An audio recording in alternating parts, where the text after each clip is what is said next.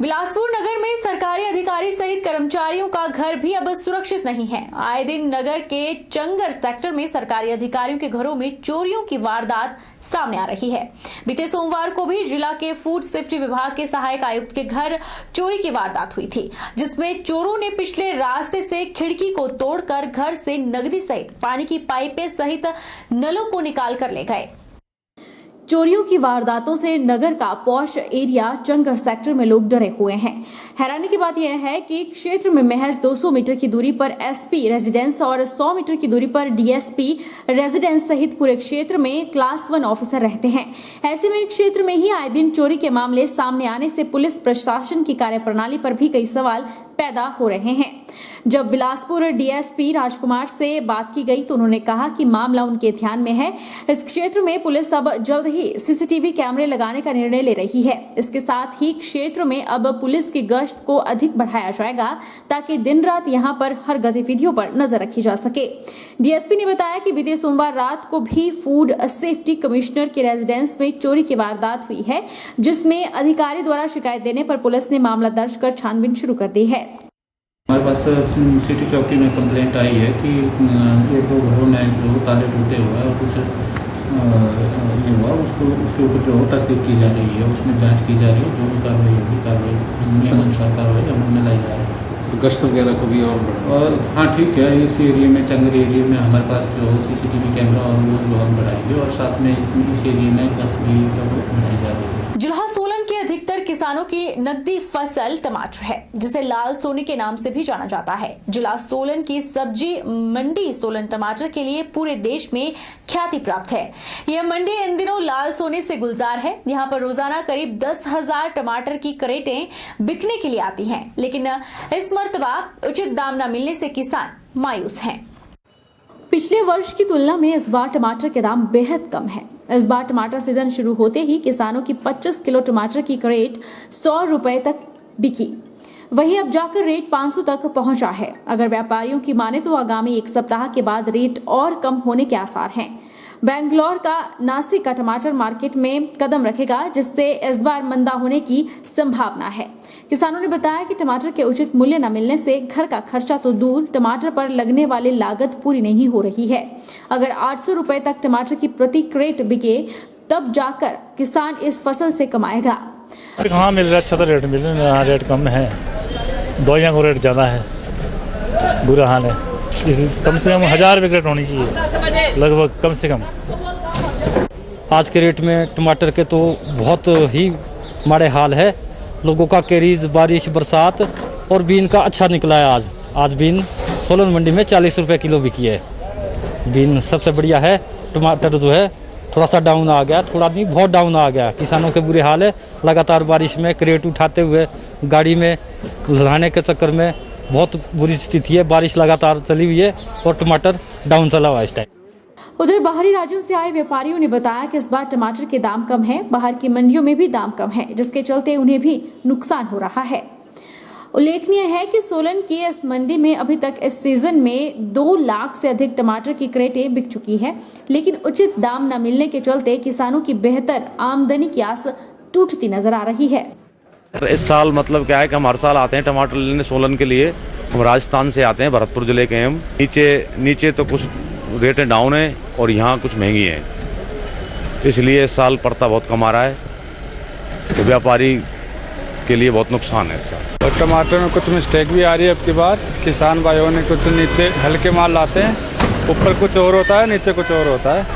इस कारण व्यापारी को ज्यादा घाटा लग रहा है। सिविल अस्पताल घुमारवी में पावर ग्रिड द्वारा सामाजिक उत्तरदायित्व नीति के तहत उपकरणों का लोकार्पण के लिए कार्यक्रम आयोजित किया गया, जिसमें खाद्य एवं नागरिक आपूर्ति मंत्री राजेंद्र गर्ग ने बतौर मुख्य अतिथि शिरकत की। इन उपकरणों में medical oxygen flowmeter, pulse oximeter, sanitiser और मास्क शामिल हैं। काम तो कंप्लीट होने वाला है, उसके लिए मैं आप सबको बहुत बधाई। हम इस हॉस्पिटल में किसी प्रकार की कोई कमी नहीं रखना चाहते और लगातार इसके लिए प्रयास प्रदेश सरकार की ओर से किया जा रहा है। बंद हो, हम सब जानते हैं कि कोविड अभी खत्म नहीं हुआ और देख रहे हैं कि अभी भी नित्य केसेस हमारे पास आ रहे हैं और एक तीसरी लहर की चर्चा भी हम सुन रहे हैं। हमारे हॉस्पिटल में किसी प्रकार की आगामी अगर कोई ऐसी लहर आती है तो किसी प्रकार की कमी ना रहे, ऑक्सीजन की कमी ना रहे, मास्क की कमी ना रहे, सैनिटाइजर की कमी ना रहे और पेशेंट्स अगर आते हैं तो उनके लिए ऑक्सीमीटर्स भी उपलब्ध हो सके, इसकी व्यवस्था भी लगातार की जाए। शिमला जिला के नारकंडा से ज्यूरी बदहाल तक मुख्य मार्ग पर लावारिस छोड़े गए पशुओं की समस्या समाधान के लिए रामपुर में बैठक का आयोजन किया गया। पुलिस द्वारा आयोजित इस बैठक में राष्ट्रीय उच्च मार्ग के साथ आने वाली पंचायतों के प्रधान, महिला मंडल, गौसदन संचालक और पशुपालन विभाग के अधिकारी शामिल हुए। बैठक में पंचायत स्तर पर सभी पशुओं का टैगिंग कर उनका रिकॉर्ड इकट्ठा करने पर सहमति बनी है। हिमाचल के ऊपरी क्षेत्र में मुख्य मार्ग पर पशुओं की संख्या लगातार बढ़ने के कारण सड़क दुर्घटनाएं बढ़ती जा रही है।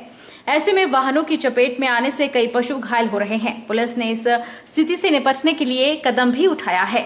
डीएसपी रामपुर चंद्रशेखर ने नारकंडा से लेकर ज्यूरी और बदहाल तक के नेशनल हाईवे से जुड़ी पंचायतों के प्रधान, महिला मंडल, गौसदनों के संचालकों और पशुपालन विभाग के अधिकारियों की संयुक्त बैठक का आयोजन किया। बैठक में लावारिस छोड़े गए पशुओं को कैसे आश्रय दिया जाए, कहां रखा जाए, इस पर चर्चा हुई। चर्चा के दौरान यह तय हुआ कि सबसे पहले पंचायतों में पालतू और लावारिस छोड़े गए पशुओं का कड़ाई से पंजीकरण हो, उनका सही ब्यौरा प्रस्तुत किया जाए। इसके बाद कैसे इनको चरणबद्ध तरीके से मार्ग से हटाया जाए, इस पर भी चर्चा हुई ताकि बेजुबान पशु आए दिन मार्गों पर दुर्घटनाओं का शिकार ना हो। इस दौरान पंचायतों को जागरूक किया गया कि पंचायती राज एक्ट के 11A में पंचायतों की क्या जिम्मेवारी है। तो ये था कि ये जो स्ट्रे एनिमल्स के लिए जो लॉ प्रोविजंस बने हैं, क्या ये पंचायत लेवल पे लोग अवेयर हैं कि नहीं है, तो वो भी उनको बताने पड़े।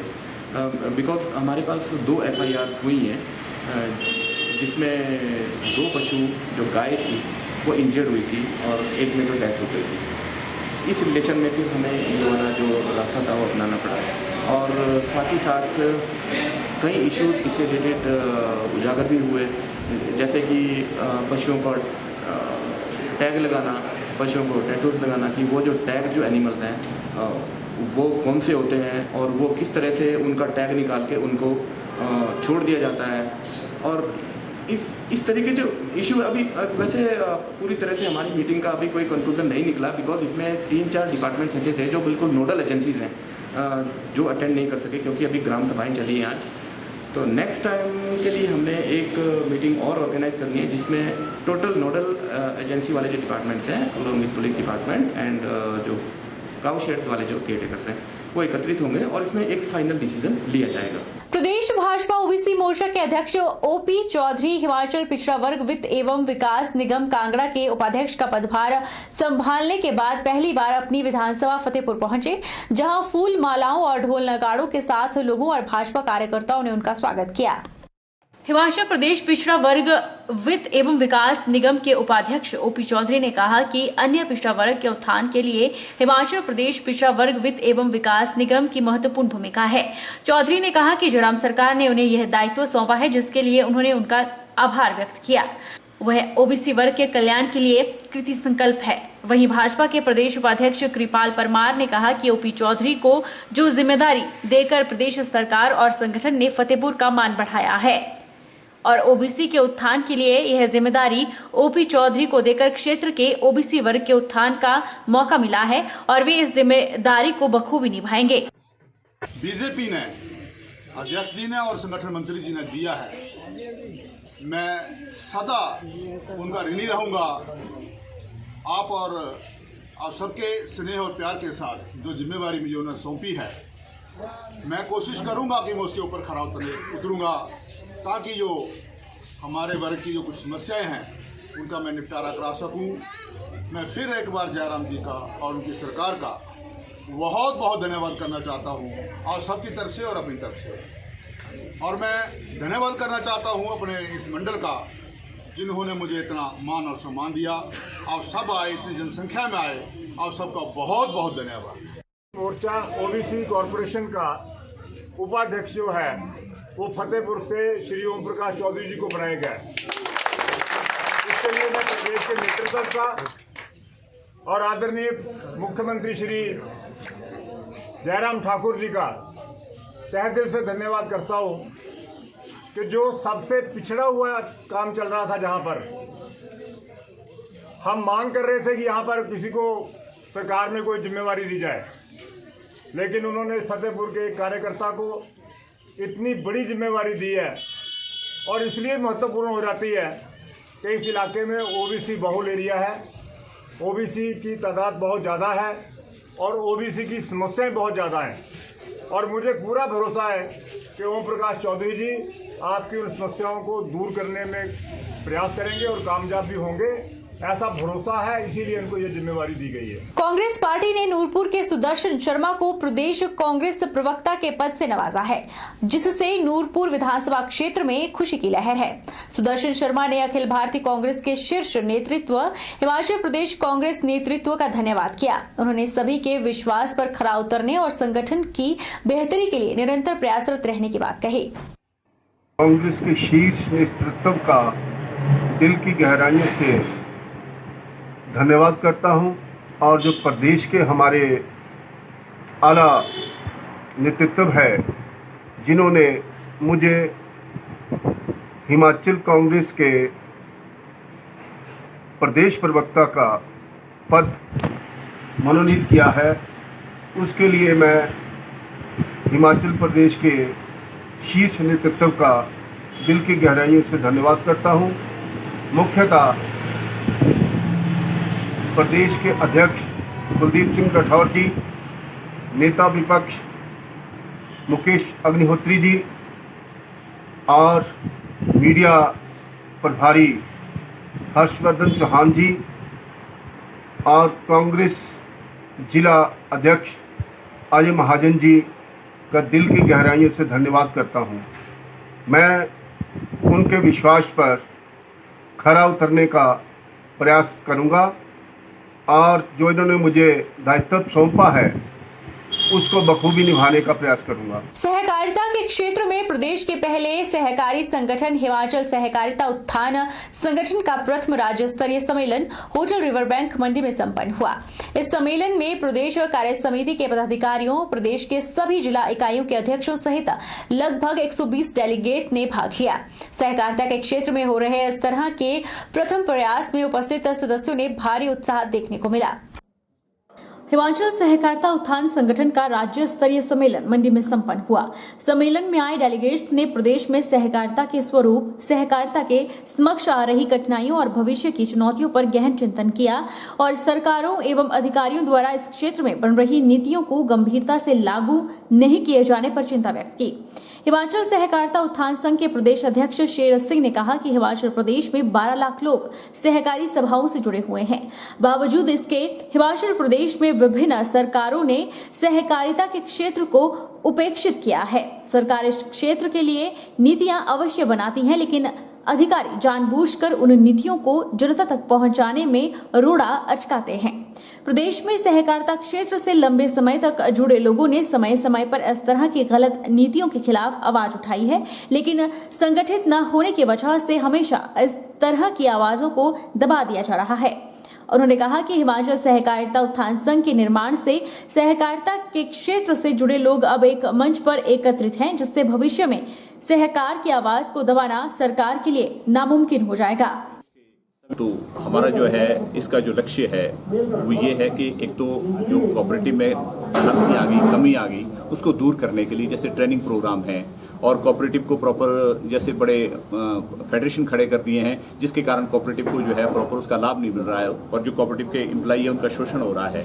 मैनेजमेंट को जो है उसका कोई एक्सपोजर और कोई ट्रेनिंग का कार्यक्रम ना होने के कारण उसमें घोटाले हो रहे हैं, कमियां रह गई है। इसके अलावा मिनिमम वेजेस लागू नहीं हो रही है, TDS काटा जा रहा है और हर आदमी से शेयर जो है वो लिया जा रहा है, उसमें जो टैक्स हैं उसमें शेयर लिया जा रहा है और ऑडिट पे 18% जीएसटी लगाया जा रहा है। इन सब चीज़ों को दूर करने के लिए ताकि सहकारिता को जिंदा रह सकें, हम एक आंदोलन के रूप में और एक इस संस्था को आंदोलन के रूप में खड़ा कर रहे हैं ताकि सहकारिता जो क्षेत्र है उसको मजबूत कर सकें, उसकी कमियों को दूर कर सकें और सरकार से भी ये कहेंगे, बात करेंगे और अपनी बात को रखेंगे कि आने वाले समय में इसका सुधार करें, इसको ठीक करें, वरना अच्छा नहीं होगा।